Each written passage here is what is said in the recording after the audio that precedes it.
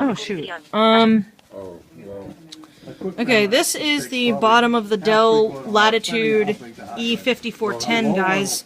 We're actually going to try to get the hard drive out because it looked like that wasn't actually a malware as it was McAfee security was getting in the way. So even as we try to boot off CD-ROM, it does, or DVD-ROM rather, it doesn't even work. So I will keep you guys posted because this is interesting.